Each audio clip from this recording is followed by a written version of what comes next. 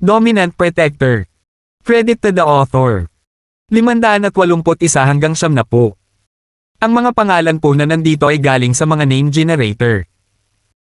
Kaya kung meron man pagkakatulad sa mga pangalan ng totoong tao o lugar, ito ay tunay na hindi sinasadya.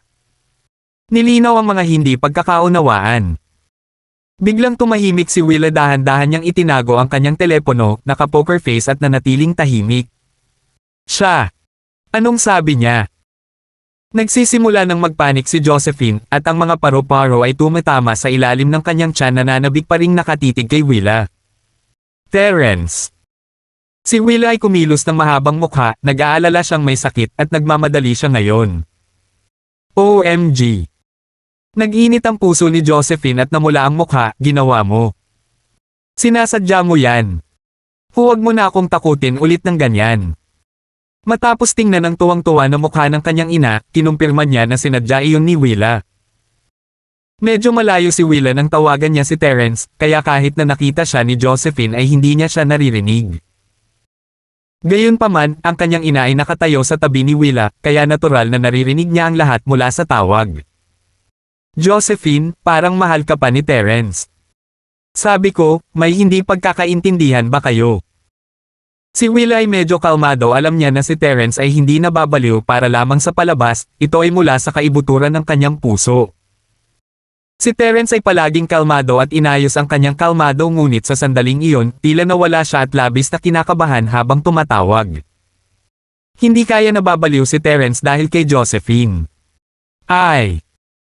I don't know. Medyo napahiya si Josephine pero namumulaklak ang puso niya, talagang nagmamalasakit si Terence sa kanya. Minahal niya ba talaga siya?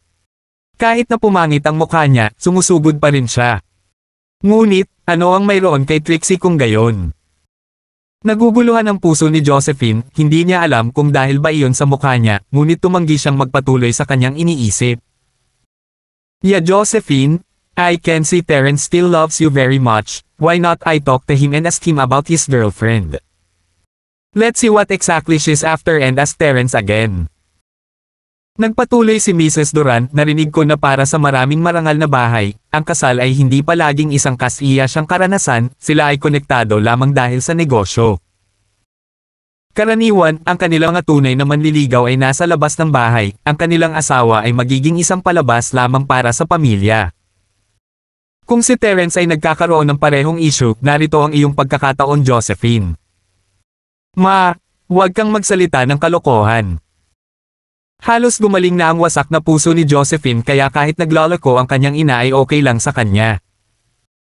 Pagkalabas ng paaralan, sumakay si Terence sa kanyang sariling sasakyan at ang makina ay umalingaw-ngaw sa buhay habang siya ay patungo sa unang ospital ng Starfield.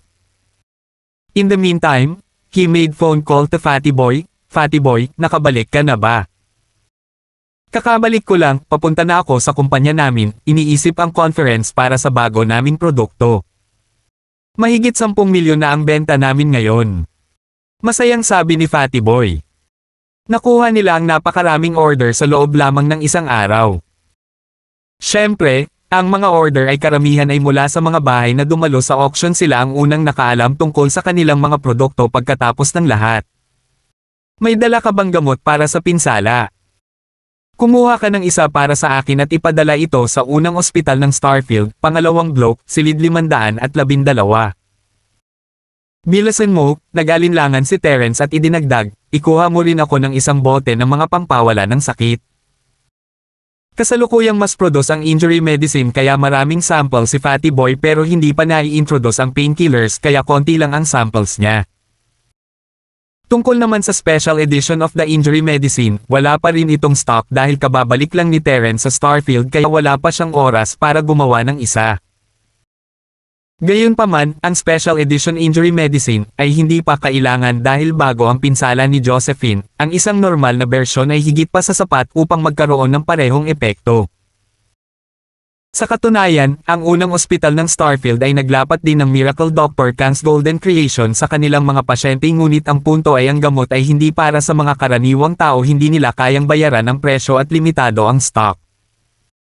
Kahit na may pera, hindi makukuha ng unang ospital ng Starfield ang gamot sa sarili nilang mga kamay ngayon kaya hindi sila nag-abalang banggitin ito kay Josephine. Sige, pupunta ako ngayon. Hindi na nagtanong si Fatty Boy tungkol sa mga detalye. Sinunod lang niya ang utos ng amo. Si Terence ay hindi nagbigay ng 2 sheets tungkol sa mga ilaw ng trapiko, siya ay tumuntong sa pedal ng ang ilaw ng trapiko ay pula. Wala siyang pakialam kung may multa o nahuli siya, si Fatty Boy na ang bahala sa kanya. Kailangan niyang makarating sa Josephine ng mabilis hanggat maaari. Mabilis siyang naglakad papasok ng kwarto. Pagpasok niya sa silid, hindi siya mapakali nang makita niya si Josephine, hindi pinapansin sina Mrs. Duran at Willa, mabilis niyang hinawakan ang kamay ni Josephine. Josephine, anong nangyari? Bakit ka ba pabaya? Tumingin si Josephine sa nakakaantig na mga mata ni Terence, namumula ang kanyang mukha, siya ay nasa cloud 9 ngunit nahihiya siyang ipahayag ang kanyang tunay na nararamdaman habang sinusubukan niyang humiwalay kay Terence. Ikaw. Bitawan mo ako. Bakit ka nandito? Paano kung malaman ni Pixie? Trixie. Nagulat si Terence. Siya. Kung siya ang current girlfriend mo, ano ako? Nagtataka si Josephine sa reaksyon ni Terence ngunit nagseselos pa rin siya habang nagtatanong. Siya. Girlfriend ko. Kailan ko siya naging girlfriend? Hindi sigurado si Terence kung dapat ba siyang tumawa o maiyak. Ikaw ang girlfriend ko, paano siya naging akin? Ang sagot ni Terence ay bumulaga kay Mrs. Duran at Willa. Mamuka rin ang bibig ni Josephine ngunit naaliw siya sa sagot ni Terence. Naghanda si Josephine para sa pinakamasama, handa pa siyang maging may bahay ni Terence. Ngunit, nagulat si Josephine sa sagot ni Terence. Wala siyang pakialam kung pinapakain siya ni Terence ng kasinungalingan o taos puso siyang tinatrito, natuwa lang siya nang marinig iyon mula mismo kay Terence. At least, alam niyang inaalala pa rin siya ni Terence. She told me that she's your girlfriend and the money you gave was the breakup fee. Mahinang sinabi ni Josephine ang lahat, pati na ang parte kung saan binasag niya ang sarili niyang phone. Hindi nakaimik si Terence, puno ng itim na linya ang kanyang ulo, ang pera na binigay niya ay nabaluktot ng ganito. Sa ganoong pagkakataon, si Trixie ay naglabas ng ilang kalokohan tungkol sa bayad sa breakup sa tamang panahon. Paanong hindi mo malalaman kung sino si Trixie? Siya ay baliw at ang kanyang mga salita ay hindi talaga mapagkakatiwalaan. Paano ka maniniwala sa kanyang mga salita? Ay! Nagising si Josephine mula sa kanyang masalimuot na imahinasyon pagkatapos ng kanyang paliwanag. Nagkamali siya kay Terence, isa lamang itong hindi pagkakaunawaan. Nahihiya siya sa kanyang sarili sa pagbibintang sa kanyang nobyo. What if she had believed him that time, hindi naman magiging pangit ang mga pangyayari kung ganoon. Ngunit, ang puso ng isang babae ay medyo sensitibo, lalo na si Josephine na ngayon palang nahulog ng husto para kay Terence. Natatakot siyang mawala ang pagmamahal ni Terence. Hindi siya masisisi sa timing at coincidences. Sa kabilang banda, si Mrs. Duran ay nasa ikapitong langit upang makita na isa lamang itong hindi pagkakaunawaan. Hindi niya maiwasang magreklamo sa anak niya sa loob-loob, bakit ba ang kuripot ng anak niya noon? Kahit na may koneksyon sina Terence at Trixie, hindi niya dapat pabayaan ang sarili na mawalan ng pag-asa, hindi ba? Paanong madaling sumuko ang kanyang anak? Dapat niyang ipaglaban ang kanyang kinabukasan at sakupin ang sarili niyang kaligayahan. Sa kabutihang palad, dumating si Terence upang alisin ang kalituhan sa kanilang mga ulo. Sa wakas ay nalinaw ang hindi pagkakaunawaan. 582. Ang galit ni Terence. Pero ako. Ang mukha ko. Sira na ngayon. Nagsimulang malungkot muli si Josephine nang maalala niya ang kanyang sitwasyon. Maaaring gusto siya ni Terence, ngunit mananatili pa rin ba iyon kapag nakita niya ang kanyang mukha? Hindi alam ni Josephine. Kung tutusin, si Terence ay dapat na lumapit sa kanya sa simula dahil sa kanyang mukha, hindi ba? Haha. Biglang tumawa si Terence. Anong tinatawa-tawa mo? Sa akin. Galit na tumingin kay Terence si Josephine. Paano kung masira? Nagkibit balikat si Terence. Sige, ang tanong ko, gusto mo pa ba ako? Itinuon ni Josephine ang kanyang mga mata kay Terence. Obviously. Bakit ayaw ko? Tumanggo si Terence. Hindi na alam ni Josephine kung ano ang sasabihin, ano ang ibig sabihin ni Terence. Biglang pumasok si Fatty Boy sa kwarto, humihingal sa katagalan, hindi naging madali para sa isang taong katangkad niya ang tumakbo. "Boss, nandito na ako." Hawak-hawak ni Fatty Boy ang dalawang kahon sa kanyang mga kamay habang tumatalon. Ibinaba niya ang kanyang ulo at nakita si Josephine na nasa hospital bed, nagbigay sa kanya ng matinding takot, "Sis-in-law. Anong nangyari sa iyo?" Iyon din ang sinusubukang alamin ni Terence. Hindi pa siya nagkakaroon ng pagkakataon, ngunit ngayong naayos na ang hindi pagkakaunawaan bago palang dalhin ni Fatty Boy ang gamot, nagpa siya si Terence na harapin muna ang paggamot ni Josephine. Ayaw niyang pumangit siya. "Let's talk about that later." Kinuha ni Terence ang mga box kay Fatty Boy at bumaling kay Josephine. "Josephine, maglalagay ako ng gamot." "Okay."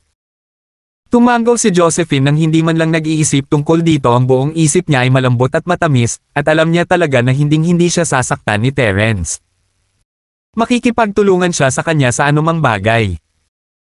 Lumapit si Terence sa likod ni Josephine at tinulungan siyang tumayo bago tinanggal ang kanyang mga benda, na ikinagulat ni Mrs. Duran at Willa. Terence, anong ginagawa mo?"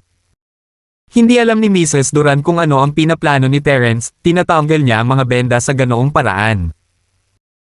"Paggamot," sagot ni Terence, ang kanyang mga kamay ay lumilikha ng pagkalabo habang hinuhubad niya ang mga benda.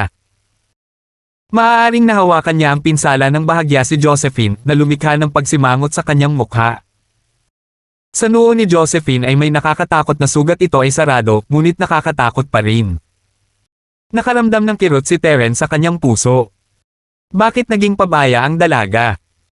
Mapapangiti talaga siya kung wala itong injury medicine sa kanya. "Huwag kang mag-alala, malapit na itong tumigil sa pananakit." Binuksan ni Terence ang kahon ng mga pampawala ng sakit at inilabas ang mga ito, ipinahid ito sa noo ni Josephine. Ang mga painkiller ay parehong himala kung inilapat sa labas o natupok. Nag-alala si Mrs. Duran, ngunit hindi niya akalain na gugustuhin ni Terence na saktan ang kanyang anak.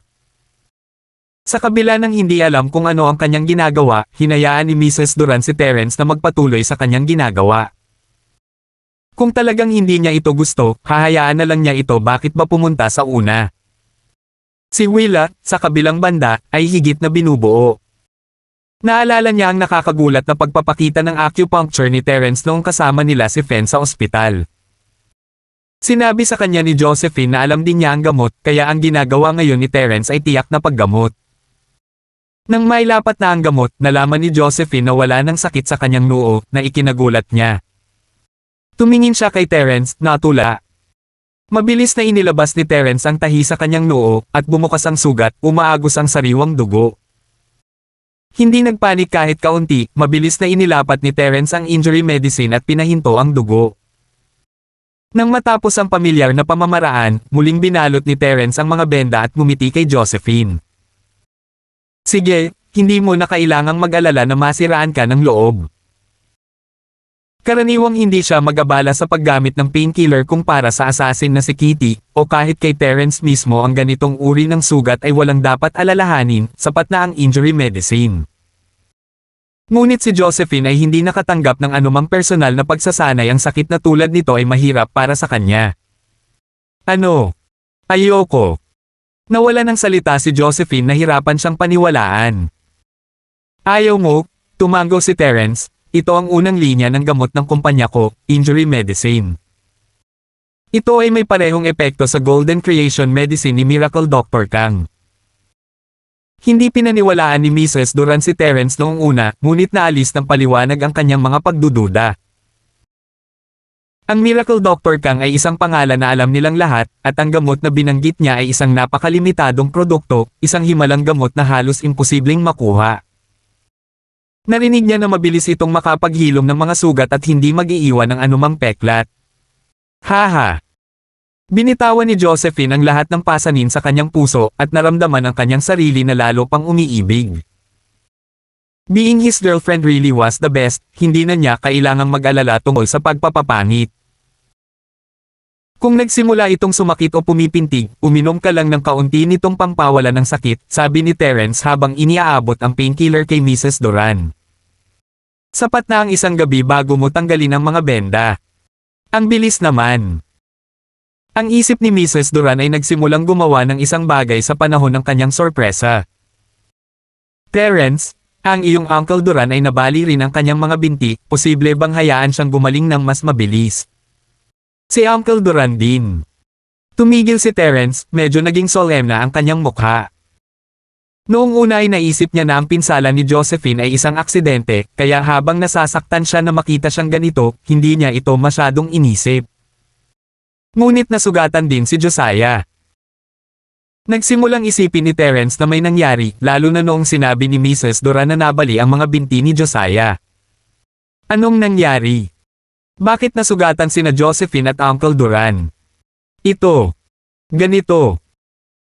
Hindi iniisip ni Mrs. Duran na pabayaan si Terence na tumayo para sa kanila o ano pa man sa ganang kanya, ang mga halimaw ay halos mga gangster na ginagawa ang lahat ng gusto nila. Hindi sila mga taong madadaanan ng mga normal na mamamayan.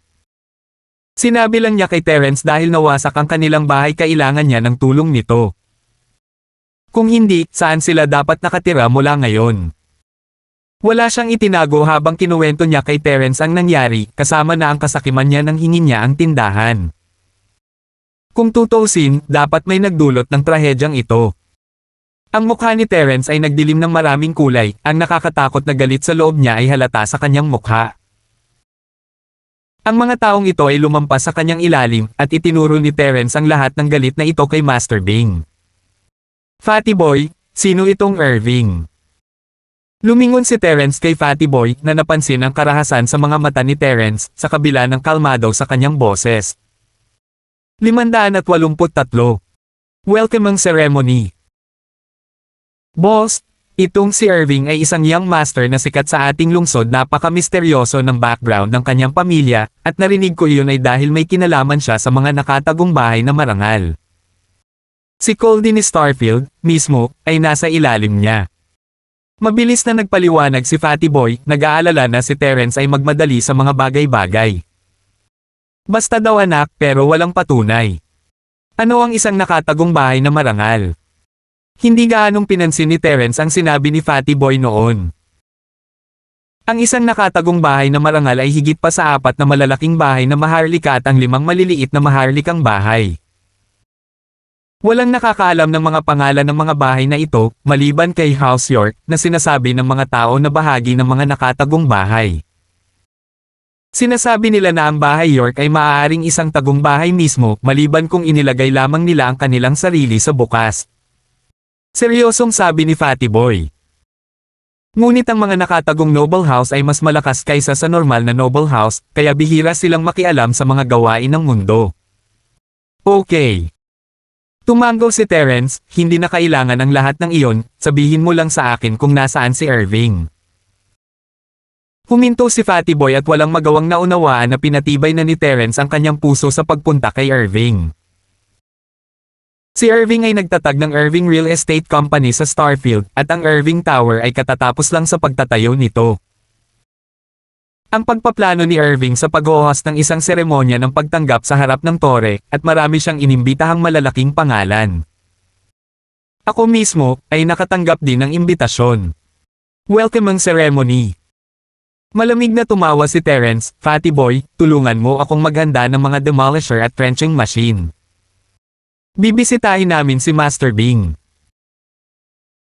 Ang boses ni Terence ay mapanindigan at lubos na may tiwala, kaya naunawaan ni Fatty Boy na hindi mahalaga kung anong uri ng background ang sinusuportahan siya ni Irving, walang makakapigil sa galit ng kanyang amo ngayon.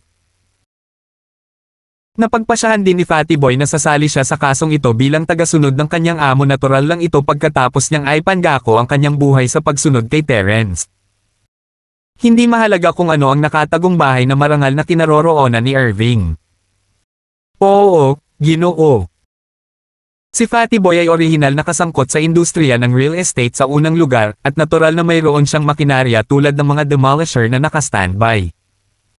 Ito ay walang problema sa lahat. Ang mga salita ni Terence ay dumating kay Josephine bilang isang pagkabigla. Terence, ano ang gagawin mo? Huwag kang magulo. Titingnan ko muna si Uncle Duran, hindi direktang tumugon si Terence kay Josephine. Naiintindihan niya ang iniisip nito, ngunit nakapagdesisyon na siya. Siyempre hindi niya hahayaang makatakas ang isang tao pagkatapos ng ginawa nila kay Josephine.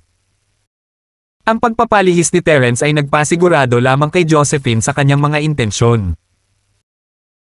Nag-aalala siya na si Terence ay hindi kapareha ng mga taong iyon, lalo na pagkatapos ng buong nakatagong mga noble house na pinag-usapan ni Fatty Boy. Ito ay isang figure na mas makapangyarihan kaysa sa 4 na malalaking bahay at sa 4 na maliliit na bahay, syempre kinakabahan siya.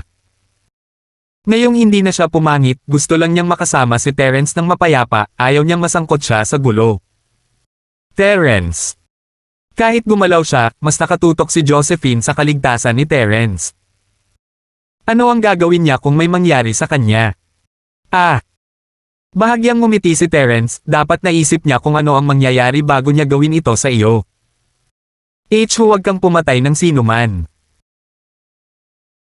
Alam ni Josephine kung ano ang kaya ni Terence, na wala siyang pakialam sa mga kahihinatnan, kumikilos na para bang siya ay patuloy na nagngangalit, ayaw niyang may mangyari kay Terence, at mas gugustuhin niyang huwag itong tumayo para sa kanya. Pagpatay. Huminto si Terence. Talagang nailagay na niya si Master Bing sa kanyang blacklist, ngunit ang mga salita ni Josephine ay nagpapaalala sa kanya ng isang bagay. Kung ito ang matanda sa kanya, si Irving ay walang iba kundi isang maliit na inis, isang bagay na maaari niyang alisin sa isang kapritsyo. Hindi niya kailangang pakialaman ang mga kahihinatnan pagkatapos isagawa ang pagpatay, ngunit ang paggawa nito sa harap ng madla at ilalim ng sikat ng araw ay tila mahirap. Dagdag pa, mayroong 1 toneladang batas na madaling gawing isang taong nakatakdang mamatay ang isang buhay na tao walang dahilan para siya ay maging takas para lamang kay Irving. Hindi ko siya papatayin ngayon. Si Irving ay binansagan na bilang isang patay bago pa man sabihin ni Terence ang mga salitang iyon kung hindi siya mamamatay ngayon, kung gayon ay mamamatay siya, balang araw. Ngunit walang sasabihin si Terence tungkol doon kay Josephine. Tingnan muna natin si Uncle Duran. Nakahinga ng maluwag si Josephine. Hindi niya nakuha ang subtlety sa mga salita ni Terence, ngunit at least, alam niyang hindi nito papatayin si Irving ngayon. Ngunit anong uri ng mga kahihinatnan ang mangyayari sa kanya pagkatapos niyang parusahan ang lalaki? Si Mrs. sumama si Josephine kay Terence sa silid ni Josiah, na medyo nagulat sa presensya ni Terence. Akala niya ay nakipaghiwalay na si Terence sa kanyang anak na babae. Hindi niya maintindihan kung bakit ginagalang pa rin siya ni Terence tulad ng dati. Ngunit naroon din si Mrs. Duran, kaya hindi na masyadong nagsalita si Josiah. Nagpa siya siyang magtanong ng mas detalyado pagkatapos. Sinuri ni Terence ang sitwasyon ni Josiah na bali lang ang ilang buto na naikonekta na muli. Walang anumang malaking alalahanin, ngunit mabilis niyang isinulat ang isang reseta para kay Mrs. Duran. Gamitin mo ito at bumili ng ilang mga halamang gamot at sangkap, hayaan siyang uminom nito tuwing umaga at gabi sa loob ng 1 buwan at magiging maayos siya. Ang kanyang napinsalang nerbiyos ay problema pa rin sa ngayon, ngunit kailangan kong bumalik sa aking bayan para sa gamot. Sige, naiintindihan. Maingat na tinanggap ni Mrs. Duran ang recipe, puno ng pasasalamat. Nasaksihan niya mismo kung paano niya nabura ang sakit ng kanyang anak, kaya walang katapusan ang tiwala niya kay Terence ngayon. Kung sinabi ni Terence na magiging maayos ito, tiyak na magiging maayos ito.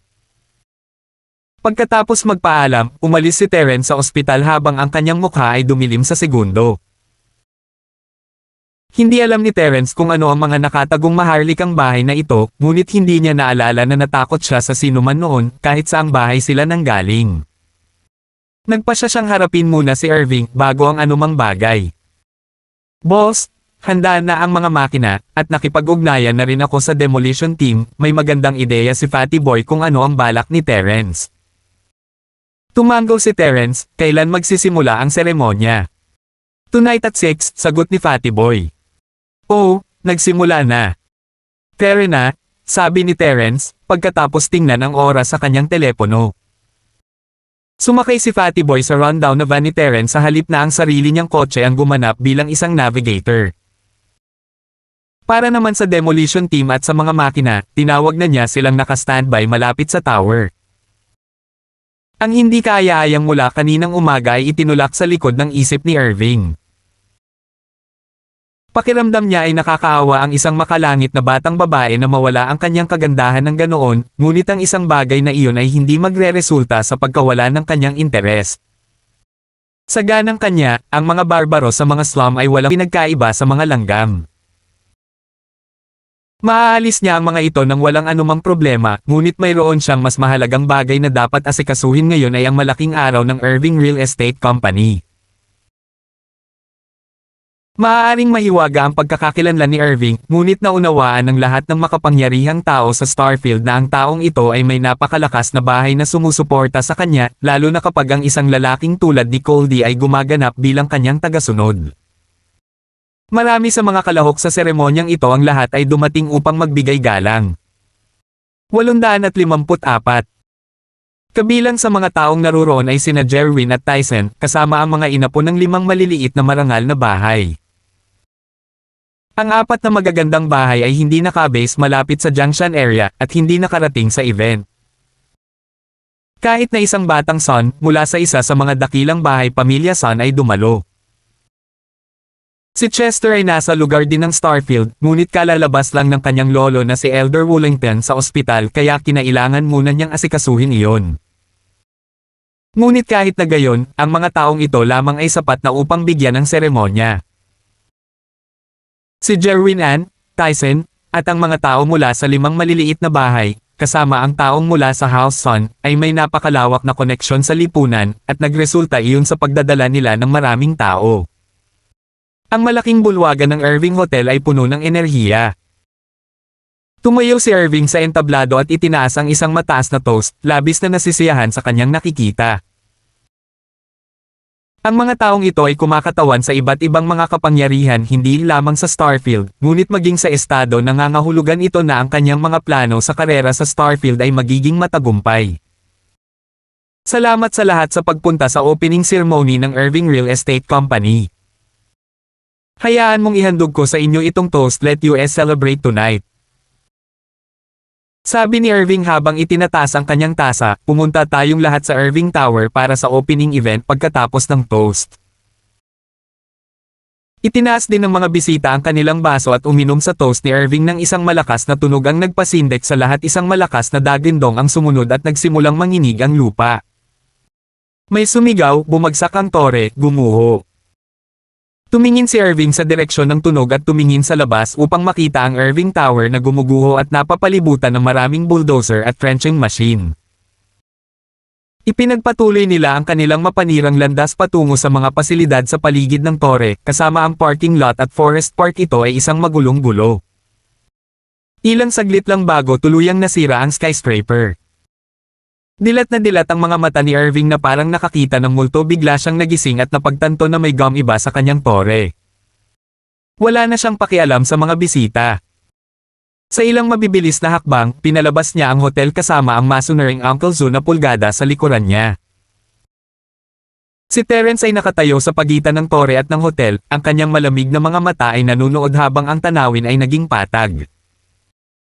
Dahil winasak ni Irving ang bahay ni Josephine, natural lang na give-away ni Terence ang tore ni Irving. Si Fatty Boy ay nagtayo ng mga gusali sa loob ng maraming taon, ngunit ang pag-level ng isang bagong gawang skyscraper ay una. Nakaramdam siya ng pagsabog ng pananibik sa agarang pagkamatay ng tore, tanging ang kanyang amo lamang ang makakapangasiwa ng ganito. Sino kayong mga tao? Ano sa tingin ninyo ang ginagawa ninyo? Nanlilisik ang mga mata ni Irving. Sino ang mga taong ito, na lumalapit at sinira ang kanyang tore nang walang pangalawang salita. Natural lang na magagalit siya ng ganito. Ikaw si Irving. Malamig na tiningnan ni Terence si Irving. Tama na, huminga ng malalim si Irving at nanambalik ang kalmado. Alam ng taong ito sa harap niya kung sino siya, at nangangahulugan iyon na alam niya ang uri ng background na mayroon siya. At sa kabila noon, heto siya, sinira ang kanyang skyscraper. Ano ang ibig sabihin nito? Gusto niyang durugin si Terence dahil sa kahihiyang idinulot niya sa kanya. Isa itong bukas na seremonya, at ang paggawa ng ganito sa seremonya ng pagbubukas ay isang nakakainsultong kahihiyan. Ako ang nobyo ni Josephine, tumango si Terence habang mahinang nagsasalita, ginayre mo ang kanyang bahay. Ngayon ay may utang ka pa sa akin ng isang pares ng mga pagayon din, kailangan kong sirain ang iyong mukha. Josephine. Tumigil si Irving, na pagtanto kung sino ang babae nang marinig ang mga pangunahing salita. Ang ibig sabihin ng gibo ang kanyang bahay, at kay siraan, ng anyo ay ang magandang babae na tinitigan niya kaninang umaga. Ngunit hindi niya akalain na magkakaroon ng ganitong kasintahan si Josephine bagay siya. Pagkatapos ng lahat, hindi lahat ng tao ay may kakayahang tipunin ang napakaraming bulldozer at trenching machine sa napakaikling panahon. Hindi binigyan ni Terence ang lalaki na magkakataong magsalita. Nagsimula siyang maglakad patungo kay Irving, "You're not gonna survive the year. Tito Zoo, patayin mo siya." Hindi itinuring ni Irving si Terence bilang isang banta, sinira ng lalaking ito ang kanyang reputasyon sa harap ng lahat ng mahahalagang taong ito, at walang anumang bagay sa kanyang kamatayan ang makapagbibigay sa kanya ng ginhawa.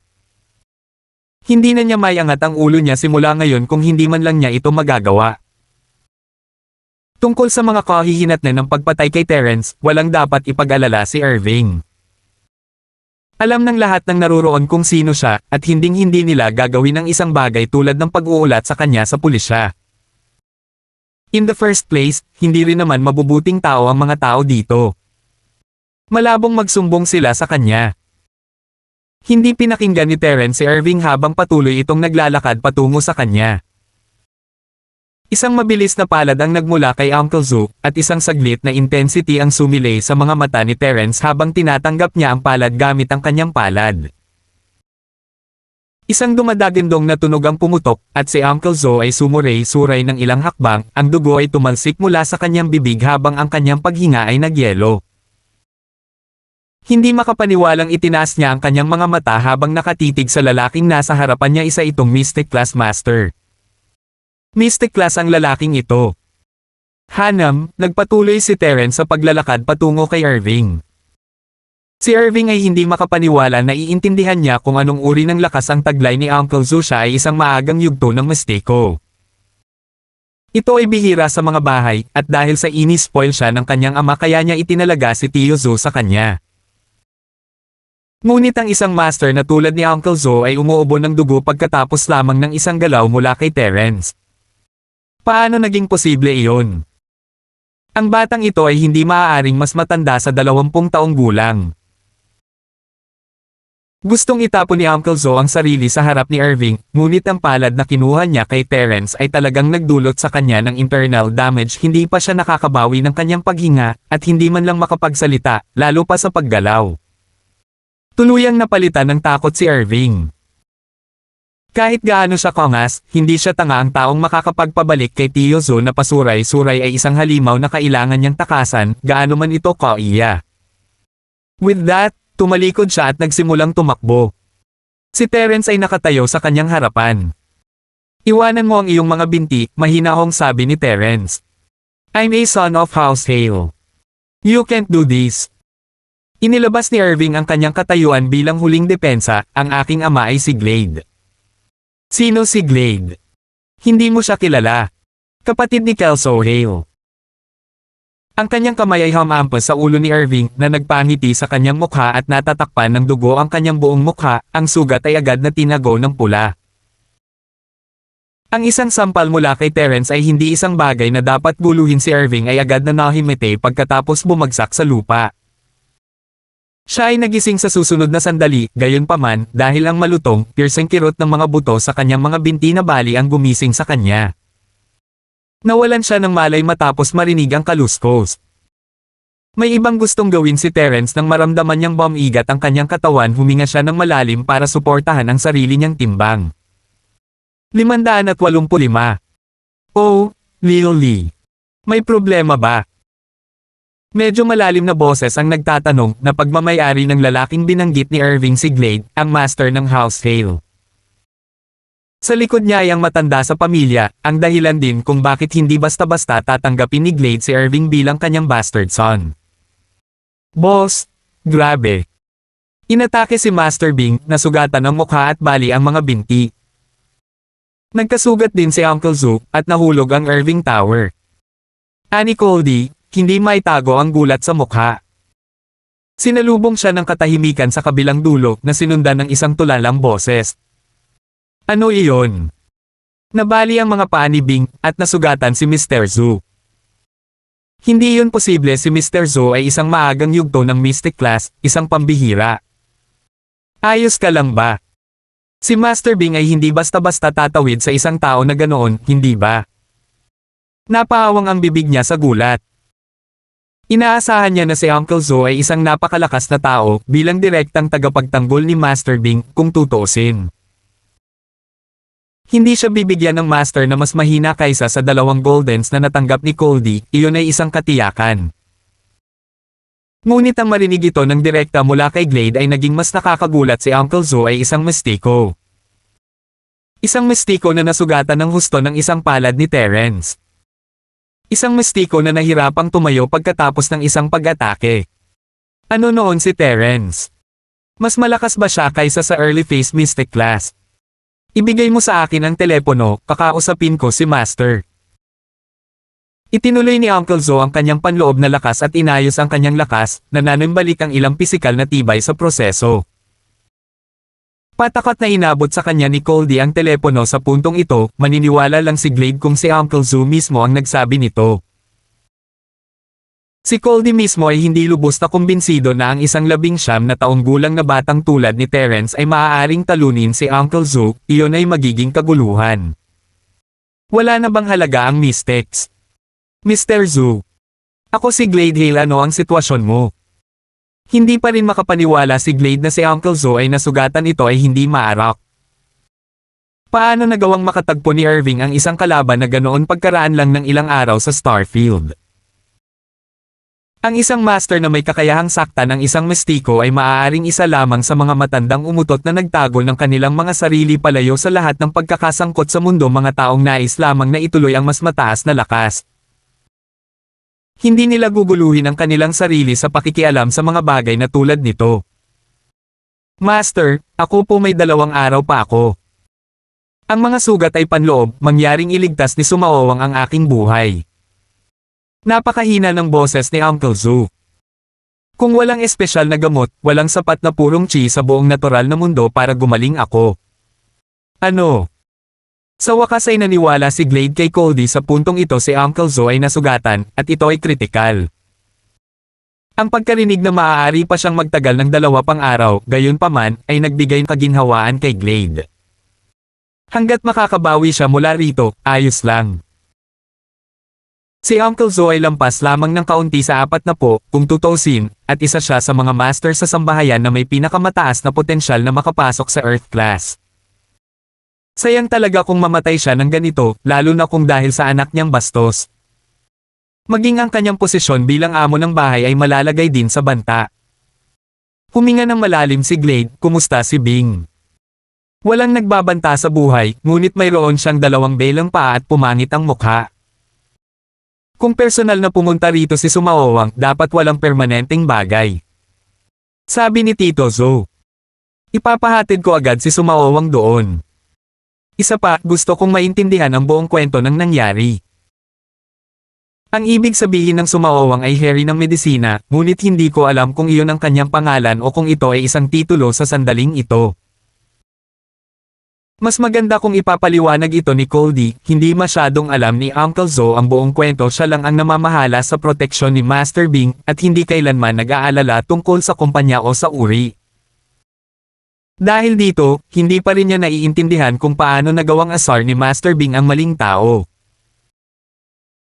Pagkatapos ng lahat, habang ang nakatagong cottage ay maaaring hindi masyadong bigyan ng halaga ang isang mystic, ang Mystic Class Masters ay hindi pa rin naaapektuhan sa surface world. Sila ay mga tao na dapat igalang ng lahat ng marangal na bahay. Ilang araw na ang nakalipas mula nang dumating si Master Bing. Ano ang ginawa niya upang maging karapat-dapat sa isang kalaban ng ganitong lakas, isang mestiko sa parehong antas ng Uncle Zhu? Si Uncle Zhu mismo ay nakadarama na ang pagsasanay ni Terence ay mas dalisay kaysa sa kanyang sarili dahil hindi niya kayang magkaroon ng malaking pagkakataon laban kay Terence kahit na pareho silang nasa ilalim ng parehong antas. Malamang uubo na naman siya ng dugo kapag napagtanto niyang kakapasok lang ni Terence sa Mystic 2 araw na ang nakakaraan hindi pa ito tumatag. Inabot siya ng halos 10 taon matapos pumasok sa Mystic class bago siya naging early phase peak. Pagkatapos lamang nito, maaari niyang simulan ang pagpuntirya para sa kalagitnaan ng yugto.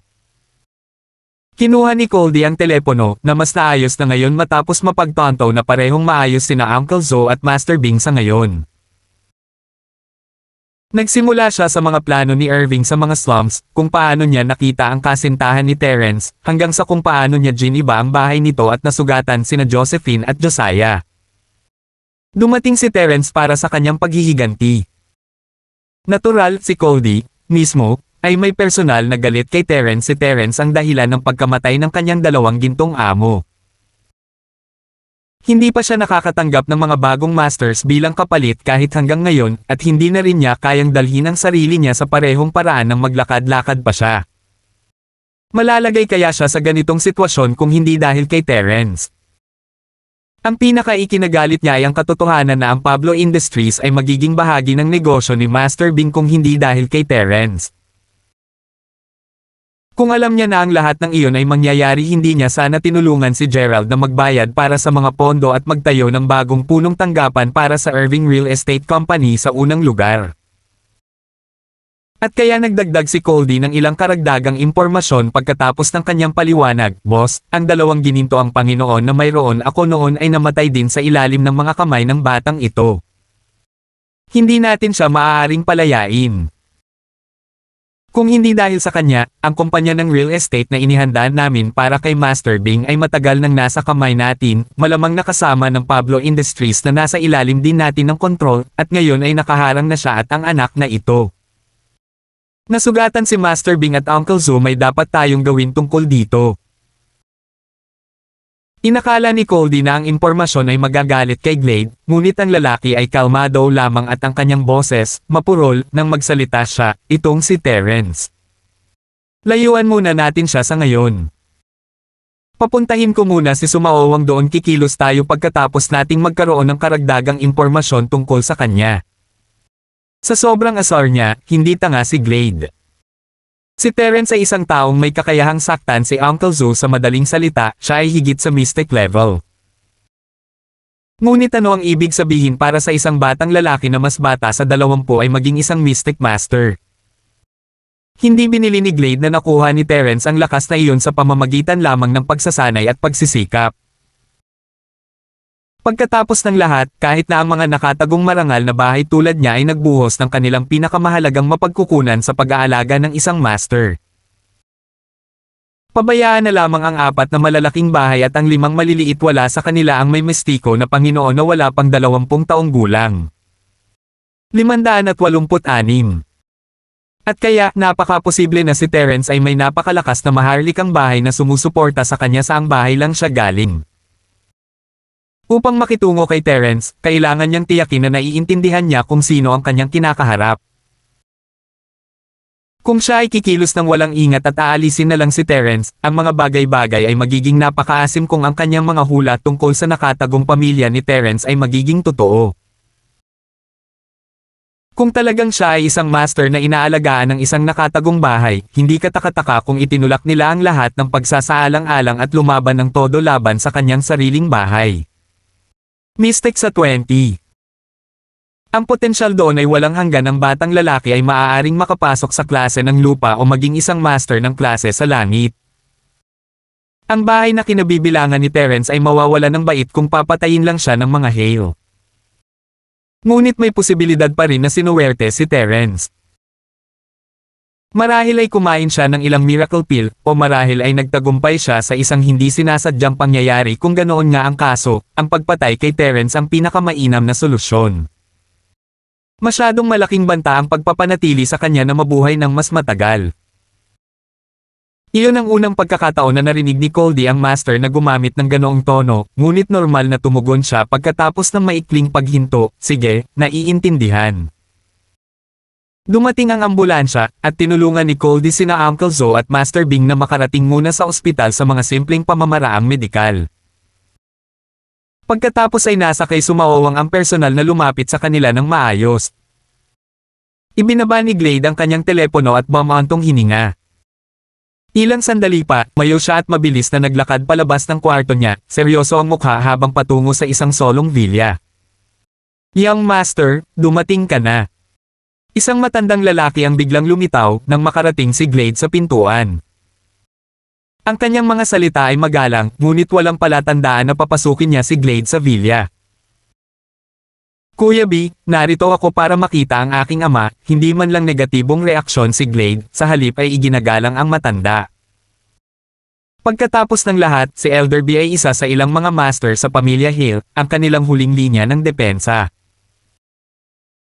Nakipag-away siya sa ama ni Glade ng balikatan para makarating sa kinaroroonan nila ngayon, ngunit hindi pa siya nag-asawa, at wala rin siyang mga anak. Ngayon ay sinamahan na lamang ni Elder B ang ama ni Glade, tapat na kumikilos bilang kanyang kanang kamay. Mangyaring maghintay ng ilang sandali, Young Master. Ipapaalam ko sa Master, tumanggo si Elder B at pumasok sa villa, naiwan si Glade na nakatayo doon ng magalang at ganap na hindi kumikibo. Ilang sandali pa ay lumabas siya at tumanggo kay Glade, Young Master, pinapapasok ka ng Master. Sa totoo lang, si Glade ang Master ng House Hale. Si Elder Hale ay nagretiro sa posisyon ilang taon na ang nakararaan, ibinuhos ang buong puso niya sa pag-abot sa mas mataas na eroplano. Ngunit sa mata ni Elder B, si Elder Hale ang palaging magiging Master, at si Glade, ang Young Master. Hindi gaanong inisip ni Glade kung ano ang pinili ni Elder B na itawag sa kanya. Kung tutusin, kahit na siya na ang Panginoon ng bahay, may mga bagay pa rin na kailangan niya ng payo ng kanyang ama. Maaaring may awtoridad siyang gamitin ang mga Mystic Master sa pamilya, ngunit ang mga Earth Class Masters tulad ni Elder B ay nasa ibabaw ng kanyang kontrol. Magalang na pumasok si Glade at nakita niyang nakaupo na si Elder Hale sa sala, tahimik na tinatangkilik ang isang tasa ng tsaa sa kanyang kamay. Yumuko si Glade para batiin ang kanyang ama, Ama. Manam. May kailangan ka ba? Si Elder Hale ay nakatuon sa kanyang pagsasanay, na naghahanap ng mga paraan upang makawala sa klase sa lupa bihira niyang inaalala ang kanyang sarili sa mga gawain ng bahay. Sasagutin lamang siya ni Glade kung ito ay isang bagay na napakahalaga. Sa totoo lang, ang mga nakatagong bahay ay hindi nag-aalala sa ibabaw ng mundo. Bagamat maaaring mayroon silang ilang kumpanya o kinatawan sa labas, at maging ang mga inapo, wala sa mga iyon ang magiging kasing lakas ng malalaking bahay at maliliit na bahay. Ang mga malalaking bahay at maliliit na bahay ay naroon upang kumita ng pera para sa kanilang pamilya sa unang lugar, at ang mga nakatagong pamilya ay hindi kailanman nagkaroon ng napakataas na materyalistikong pamantayan. Kasama ang mga pamana mula sa mga nakaraang henerasyon, hindi na nila kailangan ang mga kumpanya sa labas upang mapanatili ang kanilang sarili. Ang gumaganang mga kumpanya sa labas ay hindi lamang para sa wala ang mga kita na kanilang kinita ay ibinibigay lahat para sa ikabubuhay ng pamilya, at hindi dapat gamitin sa pakikialam sa mga pundasyon ng mga negosyo ng kanilang mga ninuno kung maaari. Ito ay magagarantiya ng kasaganaan ng marangal na bahay. Ang pangunahing punto ay mayroong isang kasunduan sa pagitan ng mga nakatagong marangal na bahay na hindi nila isasama ang kanilang mga sarili sa mga gawain sa ibabaw ng mundo. Ang lahat ay mahuhulog sa kaguluhan kung ang lugar ay mapupuno ng mga Panginoon ng ulan ng ibang mga marangal na bahay ay walang magagawa kung iyon ang mangyayari. Ang talagang hinahangad nila ay ang rurok ng martial arts, gusto nila ng mahabang buhay, immortalidad at lakas. Kung ihahambing sa mga kulay ng labas ng mundo, patungo sa labas ng mundo, wala silang gaanong pagganyak o interes. Pare, ang mga paa ni Bing ay nasira, at si Mr. Zhou ay nasugatan ng husto. Isang pangyayaring ganito kalaki ang kailangang iulat sa Elder. Oh! Nanlamig ang mga mata ni Elder Hale. Si Zhou ay isang mastiko, hindi ba? Paano siya nasugatan? Sino pa ang maaaring magkaroon ng isang master na tulad nito, maliban sa sangay ng House York? Ang mga salita ni Elder Hale ay biglang naisip ni Glade ang kanyang asawa ay mula sa pamilya York. Nalaman ba niya ang tungkol sa kanyang bastard son at nagpadala ng isang tao laban kay Irving? Nag-iba ang mukha niya sa naisip, baka sang kaunting kaba. Maaaring ang pamilyang York. Nalaman ba ni Darcy York ang tungkol kay Bing? Si Darcy ay asawa ni Glade, isang York, ang bunsong anak na babae ng pamilya. Lalo na minahal siya ni Elder York, napaka-posibleng gawin iyon ni Darcy. Matagal nang alam ni Darcy si Bing wala siyang ginawa dahil naiintindihan niya ang malaking larawan. Hanggat hindi mo iuwi si Irving, pipikit ang isang mata niya tungkol sa lahat ng bagay. Hindi siya magpapadala ng sinuman laban kay Bing, sabi ni Elder Hale, maliban kung ang pag-iral ni Bing ay nagbabanta sa posisyon ng kanyang anak ang posisyon ng iyong bunsong anak. So hindi ba ang pamilya ni York? Huminto si Glade, hindi niya namalaya na kilala na pala siya ng kanyang asawa. Napangiti siya ng mapait sa naisip. Ang mga babaeng York ay talagang bagay. Iyon ay isang kasal lamang ng alyansa, ngunit marami siyang ibinigay sa kanyang bahagi nitong mga nakaraang taon, pag-aalaga sa kanya at pamumuhay sa iisang bubong na magkasama. Mahirap isipin na siya ay isang batang miss ng pamilya York. Hindi ko sinabi iyon. Si Elder York ay isang taong hindi kailanman magpapatalo, at si Jean ang paborito niya. Posibleng magpadala siya ng isang tao laban kay Bing alang-alang sa kanya, umiling si Elder Hale, huwag mong masyadong pag-asa ang bata, wala akong tiwala sa kanya. Siya ay isang batang lalaki na gumaganap na prinsipe. Natural, kami ni Hale na walang sagot na iyon. Hindi ko alam kung ano ang gagawin namin. Ilista ang lalaki bilang gusto. Pag-iisipan natin ito kung ang isa sa mga pamilya ay mag-aangkin sa kanya bilang kanila, ngunit kung walang sino man ang magsalita, nangangahulugan ito na hindi siya mula sa isang tagong bahay. Tumigil si Glade, humanga sa mga pamamaraan ng kanyang ama. Ito ay totoo kung ang Terrence na ito ay talagang kabilang sa isang tagong bahay, sila ay lalabas laban sa mga Hale upang ipagtanggol siya. 587 hanggang 588. Naturally, kung walang sino man ang nagsabi ng anuman, kung gayon si House Hale ay maaaring magpatuloy na lang at ipaalis si Terrence. Gayunpaman, umaasa si Glade sa posibilidad ng pagkakasangkot ni House York. Nagkataon lang para kay Irving na may isang mestiko ang dumating sa kanya matapos masira ang isang bahay sa ilang slums. Hindi ba't bihira lang ang mga master? Naniniwala si Glade na iyon ang kaso at kaya nagpasya siyang pumunta muna sa Darcy pagkatapos makabalik. Kung tutusin, siya ang pangunahing asawa, at alam niya ang tungkol sa Irving. Kung talagang may pananagutan ang mga York, gagawa sila ng pahayag tungkol dito. Nagpaalam si Glade sa kanyang ama at bumalik sa kanyang villa. Nakipagkita siya sa kanyang asawa at sinabi rito ang tungkol kay Irving, same time ding humihingi ng tawad sa pagkakamaling nagawa niya noong bata pa siya. Hindi umimik si Darcy, bahagya lang siyang ngumiti at umiling pagkatapos magsalita ang asawa niya, matagal ko nang alam ang tungkol kay Irving, gusto ko lang makita kung kailan ka pupunta at maging tapat sa akin. Alam din ng tatay ko, kaya hindi ko akalain na may bahagi si House York dito. Matagal na tayong gumawa ng hakbang kung gusto natin. Glade acted as if the news came as shock. He sobbed gratefully, Jean, so you know. I don't know what to say. Ang aming kasal ay maaaring isang alyansa sa pagitan ng aming mga bahay, ngunit nabuo namin ang damdamin para sa isa't isa nitong mga nakaraang taon, at nagkaroon kami ng mga anak. Hahayaan ko ang nakaraan, ngunit mayroon akong isang kondisyon na ang anak mo ay maaaring hindi na bumalik sa pamilya Hale, sabi ni Darcy, na ginagawang malinaw ang mga bagay. Hindi niya gagawin, agad na saad ni Glade. Kung tungkol doon sa Terrence. Tutulungan ko ang kapatid ko kung siya ay mula sa pamilyang York, sabi ni Darcy. Nakahinga ng maluwag si Glade, mas magiging simple kung hindi si House York ang may pananagutan. Sila ay isang titan sa mga nakatagong bahay kung tutuusin. Nagulat ito sa lahat ng mga taon na iyon, nang ang bastard son na pinalayas mula sa House York, isa sa 4 na dakilang noble house, ay nagtatag ng isang House York sa kanyang sarili, na ginawa ang orihinal na pamilya sa New House York's vassal. Bagamat parang biro, iyon ang matibay na katotohanan. Siyempre, sinabing isang himala ang nangyari sa ama ni Darcy, ang bastard son na itinaboy sa orihinal na pamilya. Talagang nasira niya ang Earth class sa isang iglap, naging isang Sky class master. Mahigit 10 taon na ito, at walang nakakaalam kung gaano kalakas ang lalaki ngayon. Kung tungkol sa kung ano ang umiral sa kabila ng Sky class. Tanging ang maalamat na misteryong iyon na gumala sa mundo ang nakakaalam. Si House York ay isang entidad na kinaiinggitan ng lahat, ngunit isa ring tumataas na bundok na walang bahay na maaaring gayahin o daijin. Kung tutusin, mayroon din silang swerte sa kanilang panig. Si Terence ay naging wanted na lalaki pagkatapos gayunpaman, ang mga nakatagong bahay lang ang nakakaalam. Hindi man lang nag-abala si Glade na tanungin ang 4 na malalaking bahay at 5 maliliit na bahay sa labas ng mundo dahil walang paraan na magkakaroon sila ng isang tulad ni Terence sa unang lugar.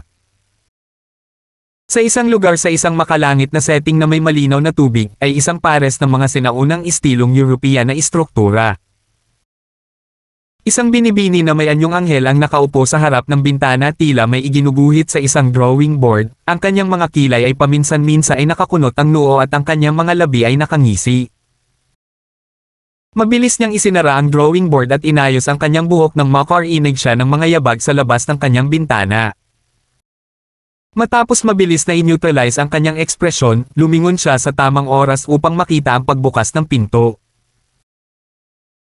Sumikip ang kanyang puso, ngunit ang gilid ng kanyang mga labi ay pumulupot sa isang magandang kurba nang lumitaw ang 2 dimples sa kanyang maputi at namumula na mukha. Kuya, bakit hindi ka kumatok?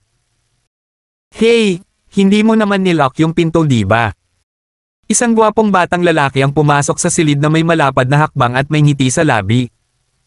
Hanem. Bakit ang pula-pula ng mukha mo, sis? Wala ka namang iniisip na malalaswa Nagsalubong ang kilay ng dalaga, kuya. Anong kalokohan ang sinasabi mo? Hehe, tingnan ko kung ano ang iginuhit mo. Lumakad ang lalaki papunta sa babae at inabot ang drawing board sa mesa. Muling sumikip ang puso ng dalaga habang mahigpit ang pagkakahawak niya sa drawing board, ngunit wala siyang sapat na lakas para labanan ang lalaki. Medyo nakakadismaya, let go. Hindi binitawan ng bata lalo lang niyang hinayla. Ayaw ng dalaga na masira ang sining na halos 1 buwan niyang pinaghirapan kailangan niyang bumitaw, ngunit puno pa rin ng galit ang kanyang mga mata habang nakatitig sa lalaki. Ha! I knew it, you were being a pervert. See, magka-holding hands sila. Ha ha ha ha.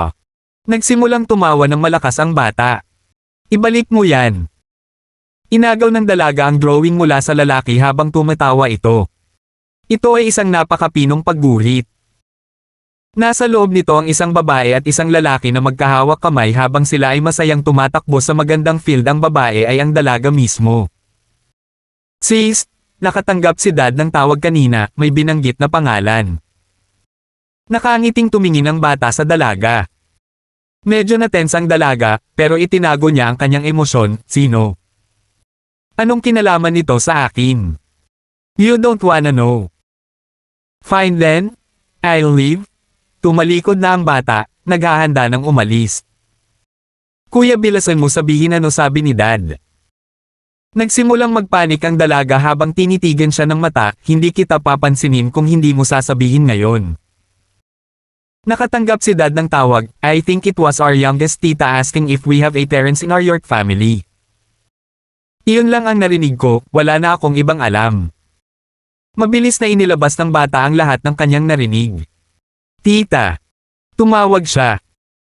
Huminto ang dalaga, hindi maintindihan kung bakit nagtatanong siya ng ganoon, ano ang sinabi ni tatay. Sabi ni tatay hindi niya kilala ang tao. Nagkibit balikat ang bata, malamang ay ganoon din ang gagawin niya kahit na.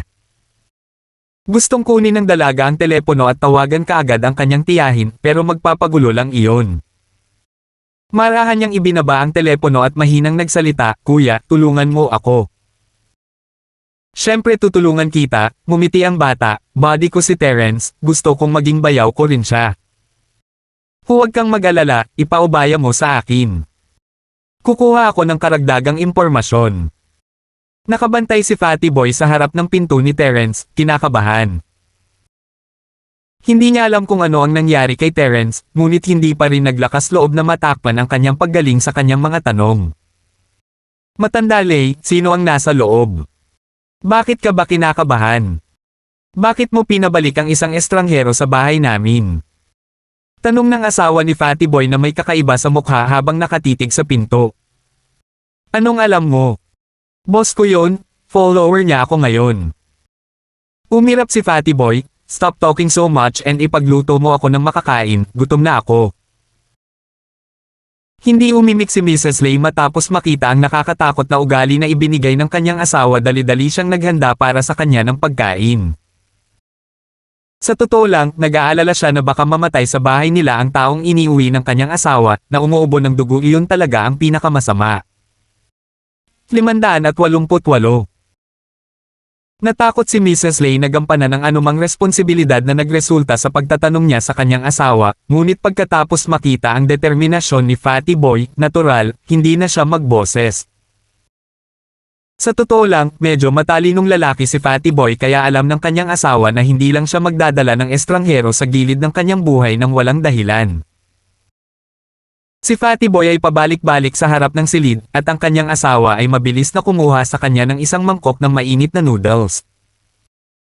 Habang ninanamnim ni Fatty Boy ang dawang bibig na puno ng noodles, nagsimulang tumunog ang teleponong iniwan ni Terence. Tiningnan ni Fatty Boy ang papasok na tawag at agad niyang sinagot ang tawag nang makitang si Josephine iyon. "Hello, sis-in-law." "Fatty Boy. Nasaan si Terence? Bakit hindi niya sinasagot ang telepono?" Lubhang nag-aalala si Josephine para kay Terence. Ilang oras na siyang umalis, walang mga tawag sa telepono at hindi na siya bumalik. Walang paraan na hindi mag-aalala si Josephine sa kanya. Kung tutusin, ang kanilang hindi pagkakaunawaan ay katatapos lang nalinaw ito na ang sandali para sa kanilang pagsasama, upang magkasama na parang pandikit na dumidikit sa isa't isa. At syempre, si Josephine ay namimiss din ang pagmamahal at yakap ni Terence ngayon. Siya.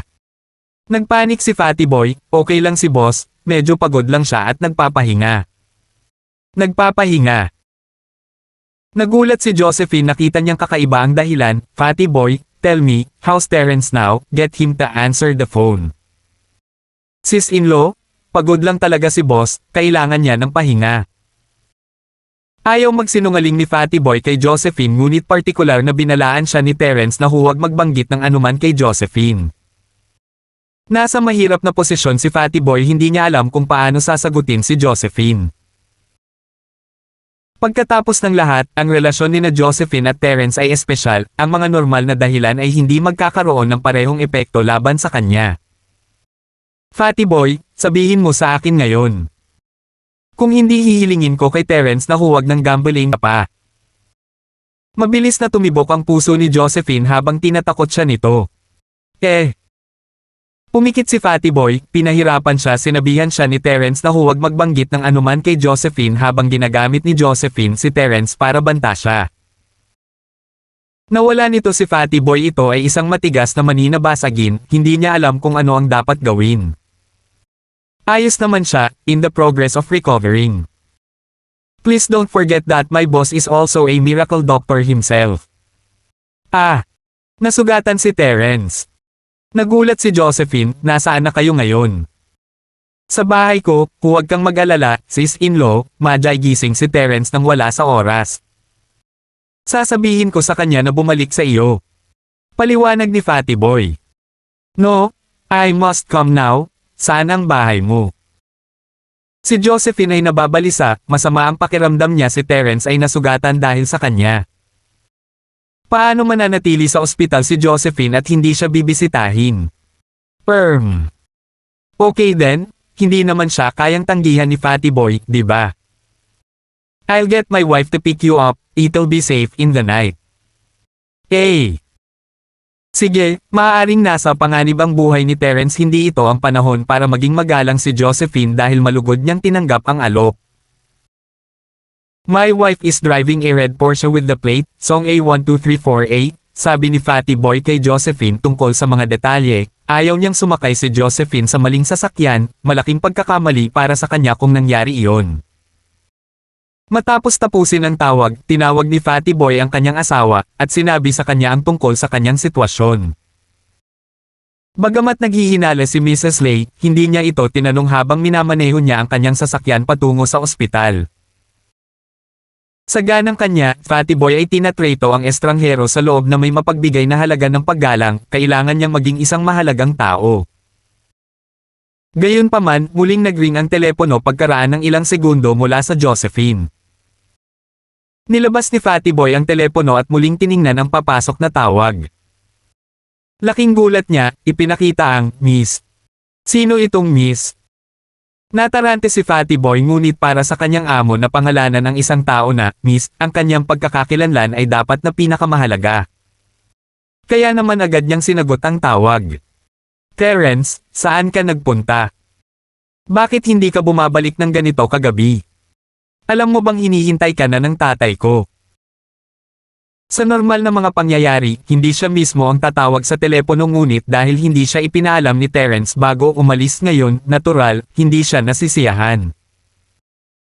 Bukod dito, narito ang kanyang ama, naghihintay sa pag-uwi ni Terence para sa isang hapunan. Gusto niyang ituring si Terence bilang tanda ng pagpapahalaga sa pagligtas sa kanyang pinakamamahal na anak. Pinipigilan ng mga industriya ng Pablo si Pablo hanggang ngayon, kaya binalak niyang uminom kasama si Terence ngunit mukhang hindi na siya babalik pagkatapos maghintay ng kalahating araw kaya kinuha ni Cheryl ang kanyang telepono at tinawagan siya. Karaniwan, inuutusan niya si Yasi na tawagan si Terence ngunit ngayong nasa tabi niya ang kanyang ama, nagpasya siyang siya na lang ang tumatawag. Napatalon sa gulat si Fatty Boy nang marinig ang tono ng dalaga. Sino lang ba itong Miss? Paano niya nagagawang makipag-usap ng ganoon sa amo niya? Sino pa rin ang kanyang ama na nagsasabi kay Terence na pumunta sa hapunan? Hindi kaya siya ang pinuno ni Terence? Natarante si Fatty Boy, hindi niya alam kung sino ang babae sa kabilang side ng phone. Sorry, hindi si Terence ang nagsasalita. Maingat na sabi ni Fatty Boy. Ha? Hindi si Terence. Nasaan si Terence kung ganoon? Hindi inaasahan ni Cheryl na hindi si Terence ang tatanggap. Pwede ko bang itanong kung sino ka? Nais munang kumpirmahin ni Fatty Boy ang pagkakakilanlan ng Miss bago ihayag sa kanya ang katotohanan. Ako si Terence. Ako. Ako ang boss niya. Sinira ni Cheryl ang kanyang utak at hindi maisip ang kanilang relasyon kaya't sinabi na lang niya sa kanyang amo, at sino ka? Si Fatty Boy ay nabigla ang amo ni Terence. Boss ko ba siya? Mabilis na sagot ni Fatty Boy, Big Boss. Big Boss? Anong ibig mong sabihin? Natarante si Cheryl. Si Terence ang boss ko, at ikaw ang amo ng boss ko, natural, that makes you my big boss. Paliwanag ni Fatty Boy. Oh, I don't care who you are. I'm looking for Terence. Nawala si Cheryl dahil sa paliwanag ni Fatty Boy. Boss. Nasugatan siya. Patuloy ni Fatty Boy, nagpapagaling na siya. Ano? Nasugatan si Terence. Nagulat si Cheryl. Paano ito nangyari? Hindi niya maiwasang kabahan, what happened? Is he alright? I'm not sure about that, but he was spitting up blood. He's recovering in my room, I'm not allowed to check him also. Maingat na sagot ni Fatty Boy, siya naman ang amo ni Terence, ayaw naman niyang magkagulo dito, di ba? Hindi dapat sisihin si Fatty Boy sa paniniwala sa pagkakakilanlan ni Cheryl. Pagkatapos ng lahat, si Terence, mismo, ang nagpangalan sa kanya ng Miss sa kanyang telepono. Nagdere ng dugo. Nakaramdam ng kirot sa puso si Cheryl, sumakit din ang ulo niya, nasaan siya ngayon? Papunta na ako ngayon.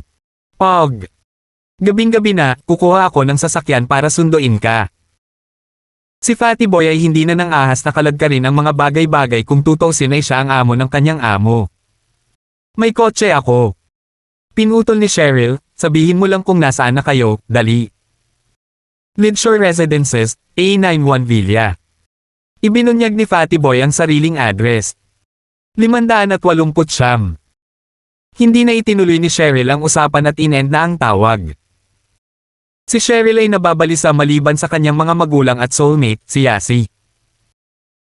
Hindi pa siya gaanong nag-alala noon matapos malaman na umubo pa si Terence ng dugo, halos sumabog ang puso niya. Palagi siyang may mga reklamo at opinyon tungkol kay Terence, ngunit lahat ng ito ay napalitan ng pag-aalala sa sandaling ito.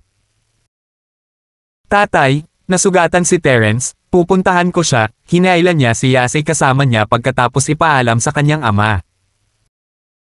Noong una, nang mabalitaan ni Pablo na nasugatan si Terence, gusto rin niyang suriin siya, ngunit matapos makita ang nag-aalalang mukha ng kanyang anak, nag-alangan siya at piniling umupo. Mag-ingat ka. Si Pablo ay nasiyahan sa reaksyon ng kanyang anak. Ang kanilang relasyon ay patungo sa isang mas mahusay na direksyon. Ito ay hindi isang relasyon sa pagitan ng isang miss at ng kanyang tagasunod, ito ay isang bagay na naiiba. Sa kabilang banda, si Yasi ay kumakain ng mainit na top-feed kamote. Ito ay pinakamahusay na kainin kapag mainit. Hindi pa umuwi si Terence, ngunit sa ugali ni Yasi, walang masisisi sa kanya kung bakit siya unang nagsimula ng pagkain. Nyam nyam nyam. Cheryl sis, bakit mo ako hinihila? Napuno na lang ni Yasi ng isang slice ng kamote ang kanyang bibig, halos mabulunan siya nang subukang hilahin siya ni Cheryl.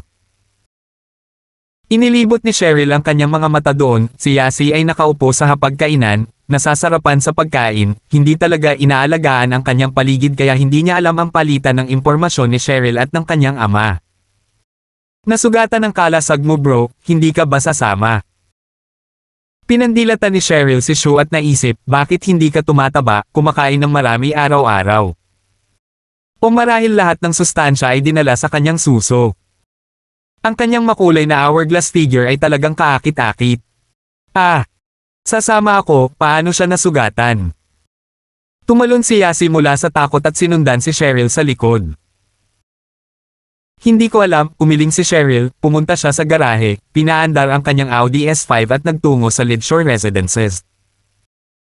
Ang Bentley ni Uncle Fredo ay nakabuntot sa likod ng kanilang sasakyan. Nag-aalala sina Uncle Fredo at Pablo sa kaligtasan ng mga babae sa gabi kaya sinisigurado lang nila ang kanilang kaligtasan. Sa kabilang banda, pinuntahan ni Mrs. Lay si Josephine.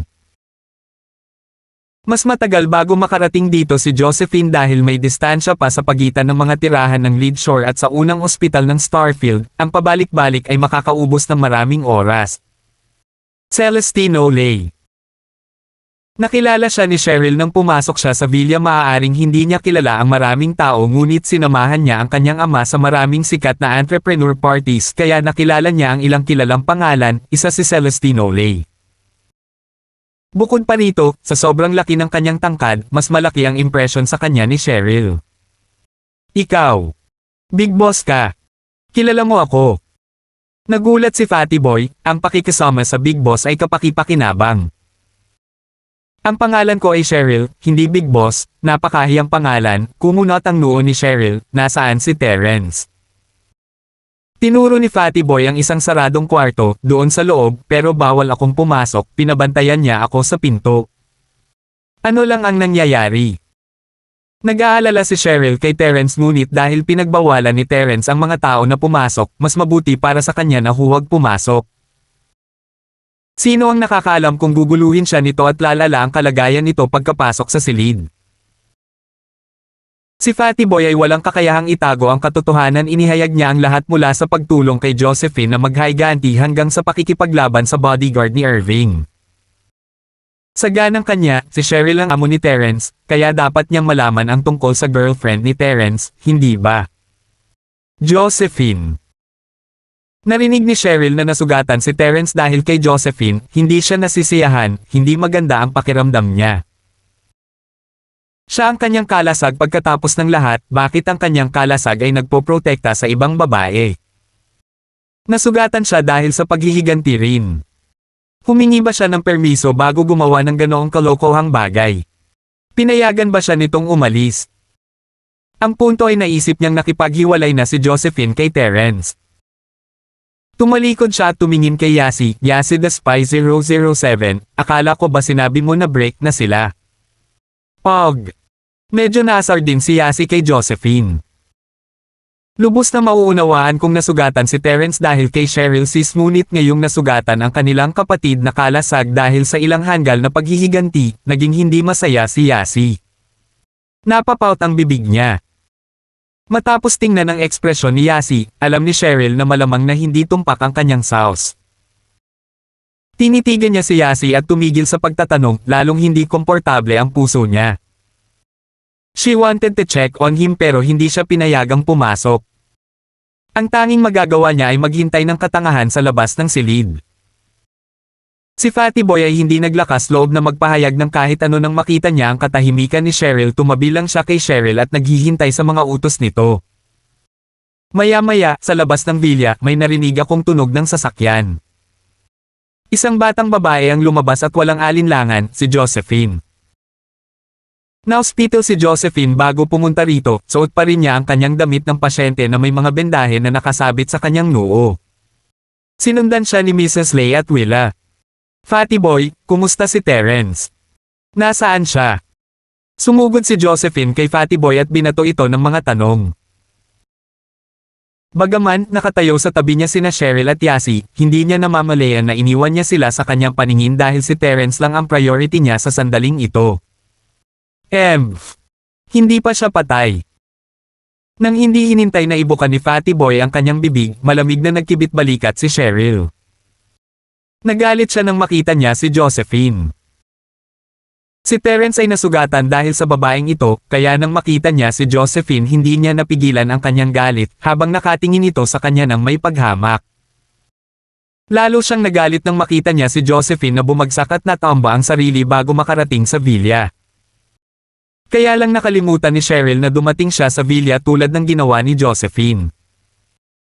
Si Josephine ay isa sa 3 nangungunang school beauty, natural, nakilala niya ang 2 pa. Kanina pa niya nakausap si Yasi, paanong hindi niya ito kilala?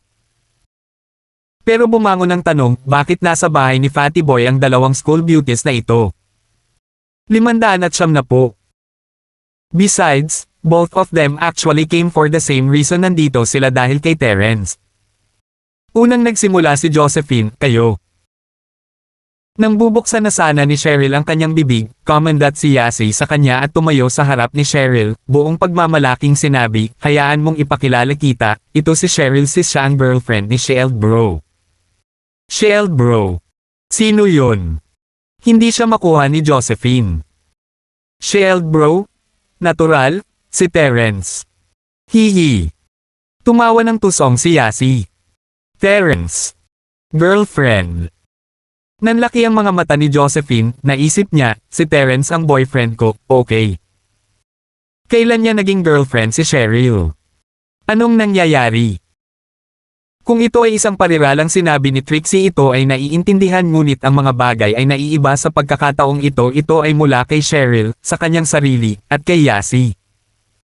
Nagulat siya pero alam niyang may nangyari. Paano nagkaroon ng koneksyon si Terence sa kanilang dalawa? Imposible naman. Sinaman lang ng tingin ni Cheryl si Yasi, ngunit ang salitang, girlfriend, ay nagpaningning sa kanyang mga mata. Akala niya ay kamumuhian niya ito, ngunit kahit papaano ay naging malambing sa pandinig niya ang salitang iyon at hindi niya tinanggihan ang pamagat man lang. Fancy meeting you here.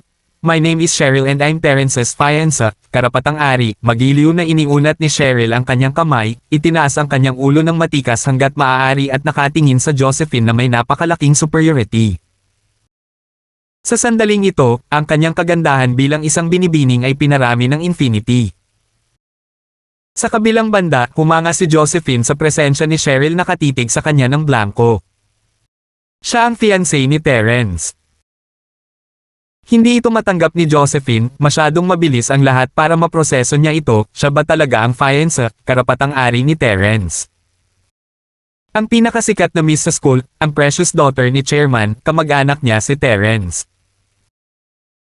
Sa kabila ng katotohanan na siya ay nabigla, hindi yumuko si Josephine, iniunat niya ang kanyang kamay upang salubungin si Cheryl, ako si Josephine, ang girlfriend ni Terence.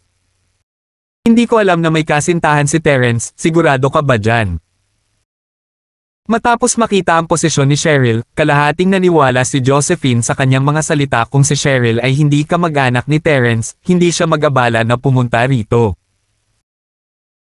Gayunpaman, sa pagsasabi na siya ang nobya ni Terence, si Josephine ay hindi magpaparaya at maniniwala doon kahit kaunti.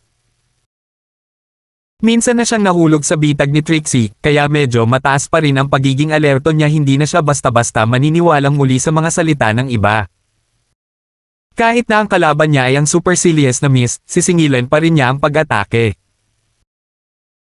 Ito ang kanyang unang pagkakataon, ipinaglalaban ang kanyang pag-ibig, ayaw niyang magkaroon muli ng anumang hindi pagkakaunawaan kay Terence, dahil lamang sa mga hindi karapat-dapat na pangyayaring ito. I've heard of you, mahinang sabi ni Cheryl. Hindi maikikaila, ang mga salita ni Cheryl ay nagbigay sa kanya ng mas mataas na kamay, nangangahulugan ito na si Terence ay nasa mas mabuting pakikipag-ugnayan kay Cheryl, kaya naman napag-usapan niya ang tungkol kay Josephine kay Cheryl, walang dapat itago sa pagitan nila. Sa kabilang banda, hindi sinabi ni Terence kay Josephine ang lahat, kasama ang bahagi ng fiancé, karapatang ari, hindi kasing lapit ni Cheryl at Terence ang kanilang pagsasama. Talaga. Let's be honest here, ang relasyon natin ay nakilala na ng publiko sa school, kailan ka pa naging fiancé ni Terence? Ang pag-atake ni Josephine ay medyo mahusay magsalita. Hindi siya nakipag-away noong nakaraan dahil ayaw niya, at hindi niya kailangan. Ngunit matapos matikman ang pagkawala ng kanyang mahal sa buhay sa loob ng ilang araw, naramdaman niyang kailangan na niyang magkusa na ipaglaban ang kanyang pag-ibig ngayon. Hindi maganda ang pakiramdam at nagdusa siya ng ilang araw dahil sa pagkawala ni Terence. Gusto niyang linawin na siya ang totoong girlfriend dito, at kilala pa ito sa buong paaralan. Ngayong lumalaban na si Josephine, at ang kanyang pag-atake ay medyo epektibo laban kay Cheryl na hindi nagawang lumaban si Cheryl. Sinimulan niya ang digmaan dahil sa kanyang pagiging mapagkompetensya, ayaw niyang matalo, at lalo niyang kinasusuklaman ang pagkatalo kay Josephine. Sa katunayan, hindi siya kailanman naging kasintahan ni Terence at nagsisimula ng mabuo ang kanyang pagkakasala mula nang sabihin niyang siya ang nobya ni Terence, ngunit hindi niya kayang aminin na lamang ang pagkatalo pagkatapos ilabas ang lahat ng kasinungalingang iyon, hindi ba? So what? Cheryl Sis and Shale Bros' marriage was decided by their family. Hindi naman nila kailangang i-announce sa mundo, di ba? Hindi ba, Cheryl Sis? Laging nag-aaway si Yasi kay Cheryl, pero kapag pareho silang nakatayo sa iisang linya na nakaharap sa iisang kaaway, natural, tatayo si Yasi at lalaban para sa kanya. Arranged marriage. Natigilan si Josephine, tama siya, karaniwan na ito sa mga mayayamang bahay. Ngayong nabanggit na ito ni Yasi, talagang mataas ang posibilidad ng arranged marriage. Pagkatapos ng lahat, ang pagkakakilanlan ni Cheryl ang pinakamalaking ebidensya kung hindi siya kamag-anak ni Terence. Bakit siya lalaban sa lokohang ito? Yeah. Hindi mo ba alam? Lumalakas na ang relasyon ni Shale Bro at Cheryl Sis. Mas lalo silang naging intimate, nag-kiss pa nga sila eh. Yasi said cockily, so have you guys kissed before? Si Cheryl at Josephine ay parehong natulala sa mga sinabi ni Yasi, ngunit si Cheryl ay nanatiling tahimik at nakatingin lang kay Josephine ng mayabang na may tuwid na mukha. Kami rin. Tumingin si Josephine kay Yasi at isa-isang binibigkas ang salita, para malaman mo, lagi tayong naghahalikan. Binabanggit ni Josephine ang tungkol sa sandali ng pagliligtas ng ospital, nangako siyang bibigyan ng halik si Terence kapag natapos na niya ang kanyang misyon. Bagamat hindi pa naibibigay ang halik, naisip ni Josephine na malamang na ganoon pa rin. Kaya hindi siya umatras at buong tapang na binanggit ito. Si Will ay sumama kay Josephine, ngunit siya ay lubos na naguguluhan sa kasalukuyang sitwasyon. Siyempre, kilala niya ang malalaking pangalan, sina Cheryl at Yasi, sila ang mga gwapo sa paaralan, ngunit ang pag-uusap nila ni Josephine ay natigilan siya. Walang alinlangan, ang pinaka-nakakabaliw na bagay na nagpatrip sa kanya ay ang pag-amin ni Josephine na hinalikan niya si Terence. Iniimbestigahan niya kung gaano kalayo ang narating nilang dalawa, at kung saang yugto sila ngayon. At sa walang pakinabang, nalaman niyang hindi gumagalaw ang kanilang pag-unlad. Gayunpaman, ngayon nalaman niya na pareho silang umuusad sa yugto ng paghalik. Oh, hindi naman ganon kaimportante ang kissing actually. Laging niyayakap ni Shale Bro si Cheryl Sis, sabay hinahawas ang boobs niya. Naglabas si Yasi ng mas maraming dinamikong impormasyon pagkatapos marinig ang Josephine.